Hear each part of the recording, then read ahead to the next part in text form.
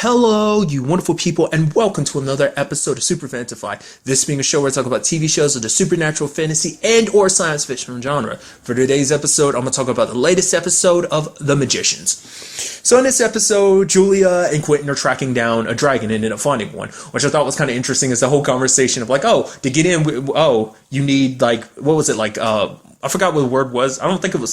I forgot what the exact wording was, but basically they needed a baby's tooth. And it's like, we could always use a spell to track down babies, maybe some loose baby teeth or something. It's like, and Quentin's like, and then what? Break into their house and steal their teeth? And Julia's like, well, I can always leave them money. It's like, no. And then she just uses a spell to yank one out his mouth. And it's like, what the hell does a dragon need with baby teeth? Apparently she's just really very adamant about collecting teeth. We never actually got her name. We do know that she was a queen.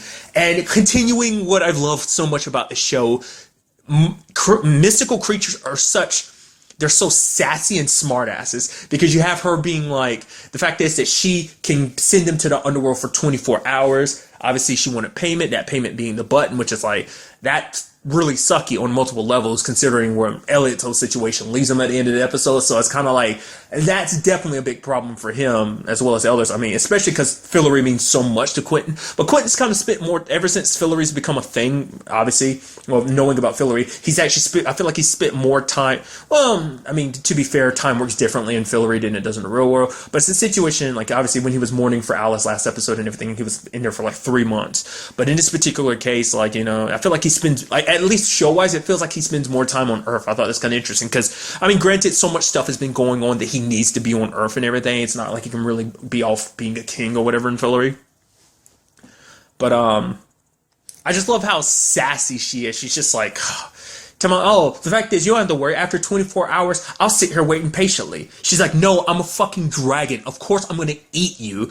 And in the moment they leave, she's like, fucking millennials. And I also appreciate the fact is that they showed her. She could have easily stayed like a voice that you heard but never saw. But the fact of the matter is, she was seen and she was kind of a badass. Plus, like, once again, we don't get to hear her name. I wish we had. I'm very curious to find out what her name is. But what I appreciate is, obviously, we get our look at the underworld. Not what I was expecting. Basically, the underworld looks kind of just like a regular-ass place. I love the little pamphlets that were like, yeah, you're probably not going to go to hell or something like that. Basically, a lot of this world is kind of, the underworld is more so a way station. It's kind of like waiting. Like, you can spend a little time there or a lot of time there, basically till things get associated and you're like, oh, you either go to heaven or you go to hell. Which we haven't really seen either side of it. Julia ended up running into her old team, the people she was working with Richard, to cast a spell to summon Lady Underground. One of them actually already passed on, so, I mean, that's the closest we'll get to that. Also, side note, I really like the look of, like, what it looks like when you're missing your shade, because Julia's got, like, a huge ass hole in her stomach, which apparently is slowly closing, and I'm guessing it's a situation, because I didn't know that was a thing. Like, I guess enough time passes by, because Julia's like, the fact is that they're here in the underworld, it's closing slow, even faster, is the fact is that once it closes, there's no getting your shade back, because at that point, you're cut off from your shade forever. And so, they've got to, like, try and track her shade down, which also, like, it was kind of a sweet moment that she met up with Richard, too. Which Richard brings up the fact that he's trying to find a son, but the fact is, the underworld's got its particular rules. For one, they frown upon shades, like, people, like, are being shadeless, they kind of get shipped off somewhere. It's like, somewhere that they'll be fine or whatever, or their shades are kind of taken care of and everything. So, it seems like Hades, in particular, Elysium is the place where Hades goes. It's kind of like his main place, him and, Persephone is his wife and everything, that they kind of run this particular area. I mean, I think the underworld in general, he runs everything anyway. So, but the fact is that it seems like the place is filled with shades, which these shades are trained to kind of make miracles happen in the real world. Like, we just usually do these little things. I guess, like, all the miracles of life are actually done by shades that, it makes you wonder, like, how is Hades in this world? Is he, like, a good guy, or is he kind of like, are we talking Disney Hades or what? Is he, like, kind of indifferent? I'm very curious to find out, like, what he was about. But I mean, I guess it's like, yeah, you're kind of already dealing with one god, and why kind of muck it up by dealing with other gods? But in this particular case, Julia was able to find her shade, which, that was another thing they found. They also found Alice's shade too, and her and Quentin are talking and everything, and it's like, Like it's got to be so weird because it's just like, because he thought he lost Alice forever, that there was nothing left of Alice, and now he sees like one of the biggest parts of her is still there in front of her. And Julia could have easily, it's like time to go. Like the fact is that they can't take her with them because I guess like you can only take one shade because I guess it would be impossible to leave with more than one. But Julia made a sacrifice where she actually ended up leaving her shade behind because she knows it's like a one-shot deal. But Quentin's like, why are you doing this? She's like, I wanted to do this because I think I think maybe being close proximity to her shade kind of brought a little bit of that bit of her back. Because I mean, there's a cynical part of my brain being like, well, maybe Julia feels like she doesn't need her, like that side of her anymore. But it does seem like it's not even a situation of her being like that. That's just me being cynical. It does seem like there is a part of her heart that is kind of reaching out. She knows what it's like to feel. She's looking at Quentin. She knows what he's feeling. But like I said, I also feel like it is because she's so close to her own shade that those feelings kind of reemerge and why she did that. So maybe it's because like she's also like, well, like maybe at the very least, maybe she's like, I need to do this one good thing for Quentin, especially after she tried to literally feed him to Renard, kind of making up for it, especially because I'm sure on some level she blames herself because it's like, things playing out the way they did because they weren't able to kill Martin like they wanted to because she was so hell-bent on her revenge of using Martin to help get her revenge against Renard that Alice ended up sacrificing herself in the first place. So maybe that's what she's doing, kind of acting out of guilt and stuff. So I'm very interested to see more about the underworld, especially when we ended up finding out more about Persephone, that the fact is that the lady underground that they were trying to summon, that Renard disguised himself as and tricked them as, that's actually Persephone. She is real. It's not like Renard made that up out of nowhere, which we actually got a little more background into the whole situation because we had John kind of learning to use his abilities a little bit more. It isn't just being a demigod that made his life lucky. He made a lot of stuff happen himself because apparently Reynard has this power to kind of make people do whatever he wants by kind of just like, it's kind of like, the best comparison I can make is probably like the Vampire Diaries, like the whole compulsion ability. It's kind of similar to that. John's kind of been subconsciously doing it his entire life, which is also interesting. The fact is that he's also working with his dad. I mean, because it's like he needs to understand, I guess, out of anyone who would understand more about his abilities, obviously his dad would. Which obviously he didn't initially believe everything people said about his dad, but now he's hearing his dad talking everything. Like the fact is he talks down to humans, like humans are nothing and everything. It's like, oh, they were right about you. All the things you did to those poor women, like poor women, who cares about them? You're a god. So even though you're not, I mean, he's like, oh, the fact is they're beneath you, so you need to start acting like a god, even though your son is half human too. So he's acting upon that too. And maybe that's a good thing because he's half human. He does have that human side of him to be like not so bloated, ego and stuff like that. Granted, like we've only met a handful of gods, so it's legitimately only two. I mean, that we know. I don't know if who else might be, whether some other people might be classified as gods or not either, but at the very least, with the ones we've seen so far, they're not all just like these. Like I said, the lady in the first episode of this season was like, oh, not all mystical creatures are whimsical. That is something that the show is very apparent about because not even all gods are benevolent, as we can see with Reynard. It turns out, like, because, John started feeling guilty because of the fact that he accidentally used his powers against his wife because he's like, you have to believe me. And she's like, oh, I believe you, honey. And she kissed him. And at first, I was like, oh, man, he felt bad because he used his power against her. He ended up bringing something I didn't even think about. The fact is he's subconsciously been using his powers his entire life. And he starts thinking, does that mean I've actually done that to my wife? Which makes him feel bad because now he's realizing like it's in a twisted way. It makes him almost no different than his dad, like forcing himself upon women. And it's like, how am I any different when I'm using my same power to do what I want? The fact is, not only just to my wife, but to everyone around me. It's like, I don't want to, I want to do good things, but that doesn't mean I should take away people's free will in doing that. I wouldn't do things the fair way, but his dad's kind of got his own plans, which now we learned a little bit more about, kind of bringing up Persephone. The reason why he disguised himself as her is because he's trying to give her a big middle finger. Because it's like, oh, like the fact that she takes God, she gets all close to them, and then she grinds them into the dust by leaving them behind.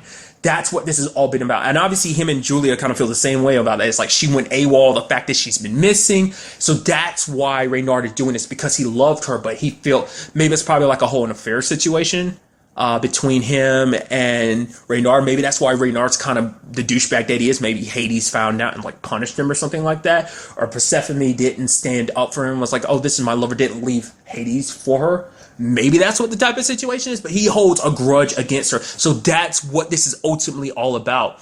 Maybe he's taking out hedge witches and stuff like that. People who pray to her or who maybe tap into her power. The reason why, obviously, because he just like screwing, like he naturally like screwing with humans anyway, more so than anyone. But the reason why he went after Julia and Richard and Katie and all of them was more so specifically because they worship her and he hates her with a passion. Because he loves her so much, he downright hates her now because she left and abandoned him. So maybe killing all these hedge witches and stuff is to get her attention. Like, you know, she is connected to the underworld, so maybe all these people's souls and stuff flooding that direction, maybe she'll take notice. But the fact is, Julia points it out too, is like they were calling for her, but she never actually responded. And because she didn't respond, someone like Reynard did, and led to things playing out the way they did. So, you know, obviously, Julia's kind of like, screw you in that same regard. So I'm very interested to see if that is the case. But like, that's the first thing that comes to my mind. It has to all be about Persephone, the reason why he's doing all that he's doing. Like, he must be trying to draw her out. He wants to confront her, you know? Maybe even outright kill her, you know? And I feel like maybe that's where this all ends. Like, maybe the person you need on your side to kill him will be another god. I mean, that was kind of the whole point of Martin. But maybe that's what this is about, too. Maybe they can get her, summon her, to finally deal with the mess that she created, so. Now, on the other side of things, different other storylines. You have Elliot's situation, which you see him and what's the king's name? The Lorian king is like Indri or whatever, about to do their thing. It's like, oh, we can't get intimate, but I can talk about the things that I'm gonna do to you and like all the things, you know, you would like me to do to you and stuff like that. It's like getting all hot and steamy. Elliot's got the blindfold on and just like, he's like, oh, take that scarf off. And he's like, got a smile on his face and he's unbuttoned. He's just like, yeah, getting all excited. And then he takes the blindfold off. Turns out the king got turned into a mouse. Actually, a lot of people in the kingdom got turned into a mouse. And he's like, I guess I'm not getting laid now. So at first, Margot takes this as a chance of like, well, the fact is that Finn's also missing too. She's like, okay, so you freaking like, fairies are behind all this, which the ambassador was kind of like, no, we're not. Yes, we took Finn, which I don't remember this last episode, but I think I have a vague memory of it. I let it slip my mind. I don't remember what she did exactly, but apparently the reason why they took Finn is because Margot was trying to find a way out of the deal. She was trying to squirm her way out of it, which they didn't appreciate. So that's why they took her now, so that there's no way for Margot to actually, you know, break the deal ahead of time. So I guess if they have her now, they can use her as a hostage of like, oh, you tried to break the deal. Well, I don't know. I feel like they wouldn't kill her because they need the baby, because that's kind of the whole arrangement, the deal and everything. So, which then you have Elliot being like, okay, I need to find out what the hell is going on, because it's not even just there. There's been like problems like all over the kingdom. Like the fact is that the fairy kind of explained like what is going on with the whole situation. Like, it kind of said it in a riddle type of way. I was like, I don't really get what the hell you're trying to say, but sure. He has an idea of what it is. The fact is that it is something most dangerous coming this way. So what that is exactly, I have no idea, but basically some bad crap is going on and a lot of stuff in Fillory is kind of falling apart. Like, what is it? Like, what was it? I forgot. It's something with giant, like dealing with ants or something, like their farms are being turned into like little volcanoes. It was just like a crap ton of stuff that was going wrong in Fillory. And I think even one of the dudes was like, yeah, some of the chickens have gotten laryngitis or something like that. So basically, Elliot ended up tricking everyone at the table into drinking a truth potion. One of his advisors is like, yeah, what was it? Like, he was embezzling money. And the other dude, the one that's connected to the sloth lady, is like, yeah, me and her have actually been running an escort service out of the kingdom or something. Elliot's like, oh, well, he's like, actually good. I mean, that's a good job, but I mean, that doesn't help. And then finally, Margot says the truth, tells him what's going on. And as expected, Elliot is like super, super, super, super pissed. Ends up going as far as locking her up in the dungeon, which is like, wow. I knew he wasn't going to be happy, but to think he would do that. I mean, granted, he still was saying, like, oh, make sure she's accommodated well and everything. Obviously, you know, no matter how pissed he is, that's still his bestie. But at the same time, I'm sure all the stuff he was saying was out of sarcasm. Just, oh, make sure she's treated like the queen she is, you know, something like that. But I was not expecting him to lock her up in the dungeon like that. Which he tries to get everyone returned back to normal. At least one person we saw was Josh. but it took a lot out of him, so it's not like he could do it repeatedly. Then Josh starts throwing out the idea like, why don't you add more advisors to this whole situation? Kind of, rather than it being a monarchy, why don't you kind of make it a democracy, adding like government officials and stuff like that, so not everything lies on your shoulders. You have other people to kind of brainstorm and think about how to fix Fillory. And it's like, oh, that's better, because that way the weight isn't on just one person. You get a council of people to kind of help you come up with ideas. I mean, more so than anything, it would make sense to have people, Fillorians in particular case. Maybe this might have something to do with, what was the dude that's connected to Finn, that's connected to Foo Fighters, that's still in the dungeon? The one that Elliot got super pissed about, because it's like, oh yeah, he actually lied to me. I thought we were at a good spot, but the fact is, it turns out he's still lying to me. Not unless he adds him to the council and stuff like that. I mean, obviously, Elliot was trying to extend the olive branch before with that whole situation, but I mean, it turned out he was just being played the entire time, so. But maybe he could still convince the guy to be like, okay, work with me, this way we can make Fillory a great place again. Maybe not. Especially when we find out, once again, I brought it up earlier, the fact this Elliot, in the situation he's in, got kicked out of Fillory just because he was kind of doing a not too good job, because Fillory is just in kind of a crappy state. And it's like, I mean, to be fair, Fillory is kind of in trouble to begin with. He took on something that really wasn't even his situation. Fillory is always in a lot of danger, but I guess you could also argue it's because he's human, because he's from Earth. Martin's actions are kind of reflected upon him and all humans, so maybe you could look at that like that. So I'm very curious to see what Elliot does, because he can't get back to Fillory because the dragon has the button now. So how do they get back? That leaves Margot trapped there. I mean, well, it's Josh, but I'm sure Elliot doesn't really care too much about that. Which we do have Margot going off to try and fix her whole situation, with Finn going to visit the fairies herself, because she's like, I made this mess, so I've got to fix it. Which all of this is connected to that same very mess, because really all this started because she was so pissed about the whole Prince S situation that she ended up declaring war. It's like, none of this would have fell out this way if you maybe would have been able to find a better solution if you hadn't declared war. So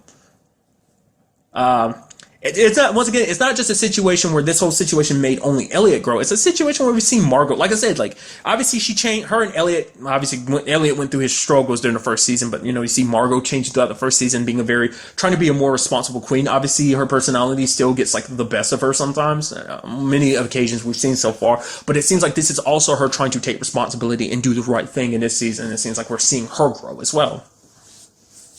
And then a final note I want to talk about on this episode is the whole Penny situation. I love the fact is that him and Katie are in his mind having sex, and it's like, oh, there's one benefit to it, being able to summon up beer whenever they want to, which is like, has Penny been able to do that the entire time or what? Like, I know he always steps into other people's minds and everything, like he did, like most recently, the last person whose mind he stepped into was, wasn't it Margot's? When Margot was having that naked dream in front of the entire class and everything, which is like, you wouldn't think that she'd be the type of person that has a dream like that. She's like, if you tell anyone, which is like, oh, the fact is I can always hold this over your head.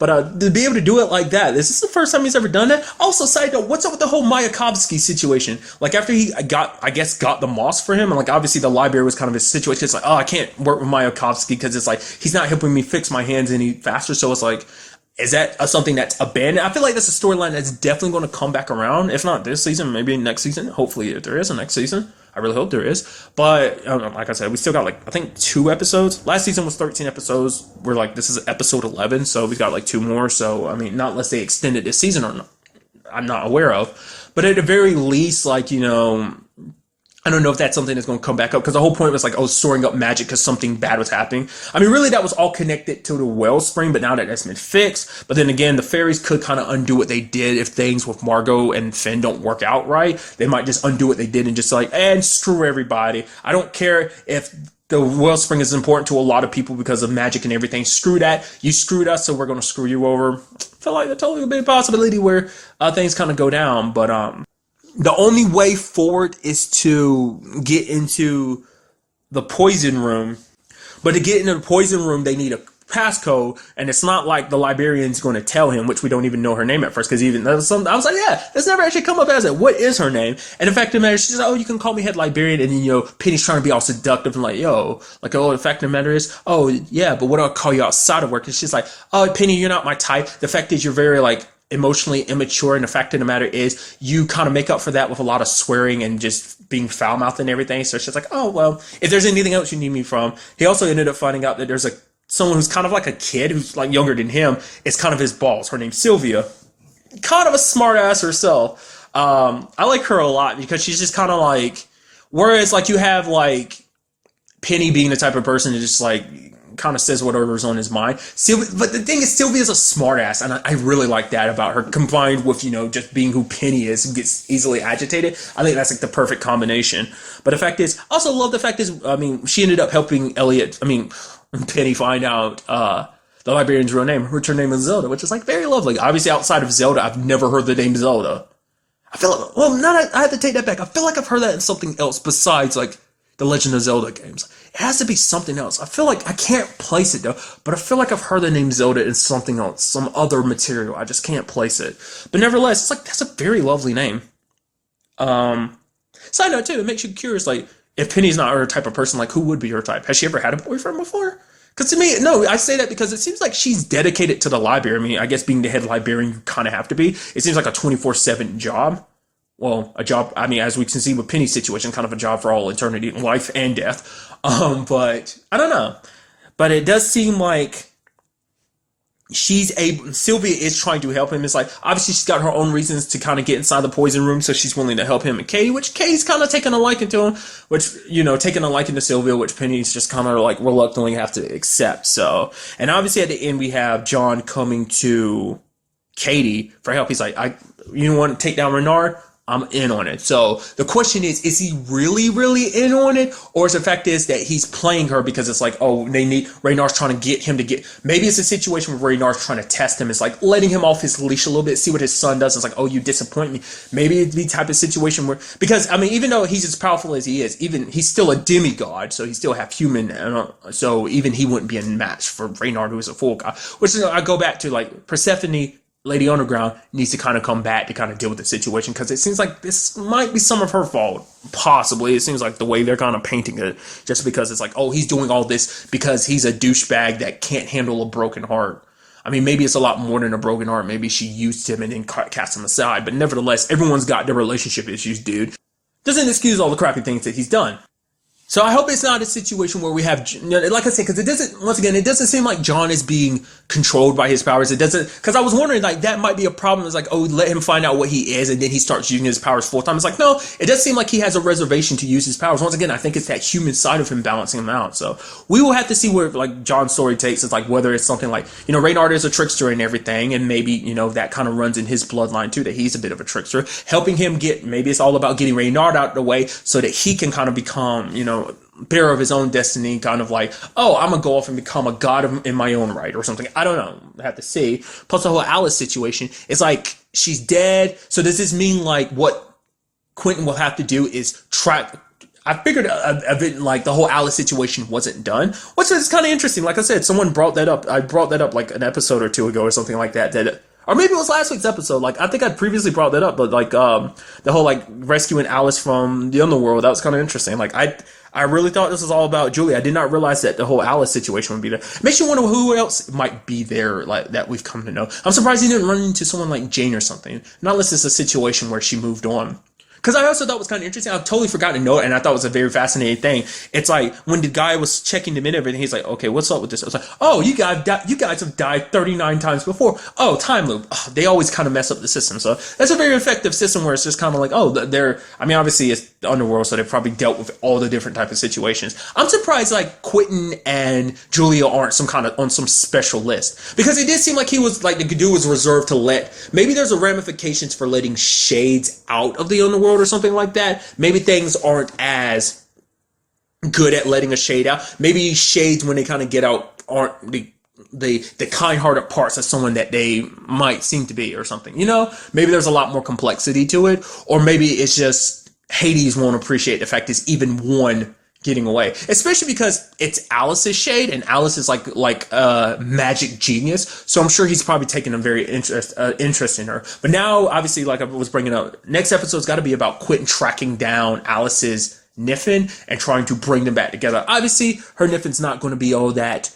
keen to the idea. It's like, no, I don't want to be back to being human again. I want to be free to do whatever I want to. Like I said, I'm very curious to see where that whole Friar situation brought her. Like, what is it she's really up to? Has she kept her word? Is she off killing people, or is she just trying to bask in magic? Or once again, like I brought up last episode, or was it last episode? The episode before last? Well, maybe last episode, but maybe we end up finding out the whole Niffin situation is a little bit different, that maybe he's actually been drawing energy from Niffin, so he's only training or keeping Alice around long enough so he can take her powers. Still a possibility. I'd like to see if that turns out to be the case, but I hope, that's just my pessimistic side of my brain, I hope that he isn't a complete and utter douchebag, and that he is legitimately just helping her be free and everything. We will just have to wait and see. Also, find out what's going to happen with Julia. Like, the fact is, she didn't accept her shade, so now, obviously, it's a situation that she brought up last episode, too. It's like, she remembers what it means to feel and feel bad about certain things, so the question is, like, will she keep that in mind going forward? Obviously, she does a lot of things with, like I said, it's more logic-based rather than heart-based, obviously, because her heart's kind of gone. But the fact of the matter is, with not enough time, like, eventually that hole will close. Like, there will be, this was kind of a one-shot deal, because I doubt the dragon will be as willing to, I mean, obviously they'd have to probably pay another big price. So overall, very, very good episode with some very, very interesting developments. So I'm very interested to see what goes down in the next episode. But really, that's all I want to talk about in this episode. Till the next time we meet, be happy, be safe, live life to the fullest, and enjoy it. Good day and goodbye.